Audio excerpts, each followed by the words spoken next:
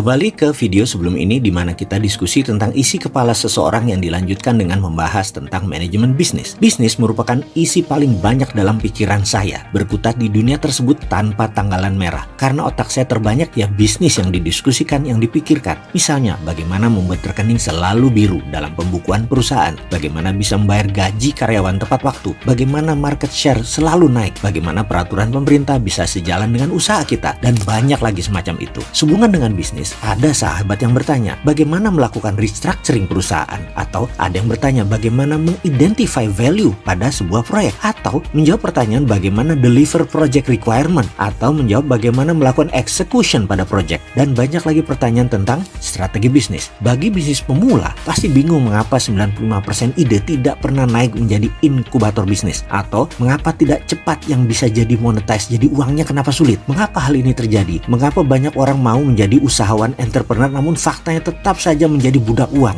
Yang jadi direktur dia, yang nagih dia, yang jualan dia, nggak ada tanggalan merah dalam keseharian. Setiap hari harus kerja terus. Sewaktu jadi pegawai, kita hanya mengerjakan job desk. Begitu berwirausaha, kita mengerjakan semuanya. Mau bayar orang atau pegawai, margin keuntungan masih berat. Sepenuhnya penuh dilema. Lalu di mana enaknya wirausaha? Bagaimana jalan keluarnya? Oke, kita bahas dari sisi manajemen perusahaan. Ada 4 macam strata atau level atau step bisnis ketika kita menjadi pengusaha. Tahap awal strata 1 atau level 1 namanya periode inkubator. Periode ini kita membahas ide, konsep, strategi, struktur, sistem, dan lain sebagainya. Satu saja sendi ini tidak terlihat, maka usaha itu pasti tidak akan jalan. Inilah yang menjadi penyebab 90% usaha berhenti di ide. Cobalah Anda mulai merenung pengalaman pribadi Anda selama ini. Dari 20 ide hanya 1 yang terrealisir, itu pun karena banyak faktor pendukungnya seperti ide, konsep, strategi, struktur, sistem, produk, pricing, dan daftar panjang lainnya tersedia. Baik karena kita sudah memiliki atau mitra kita yang memilikinya. Lalu periode strata berikutnya, kalau inkubator bisnis terlewati, masuklah periode growth, masa pertumbuhan. Ini mulai yang namanya sistem organisasi, teamwork, kompetitor mulai bermunculan. Hingga lanjut ke strata yang lebih tinggi yaitu periode M dan periode P. Sebuah usaha yang masuk ke M inilah kunci sustainable business. M ini belum dibuka dulu arti katanya. Sabar, kunci Anda bisa disebut pebisnis setelah 5% ide jadi usaha di strata 1. Bertahan di strata 2 masuk periode growth. Disinilah tantangan terberat. Sebagaimana catatan terbanyak guru besar bidang bisnis seperti Peter F. Drucker atau John Naisbitt dalam buku-bukunya menuliskan, hanya 30% yang bertahan lebih dari 5 tahun. Dan hanya 30% dari 30% usaha bisa masuk ke strata 3. Yang 70% berkutat terus di strata 2, di strata growth. Sejauh ini, sahabat pasti tidak tertarik dengan apa itu periode M, apalagi periode P.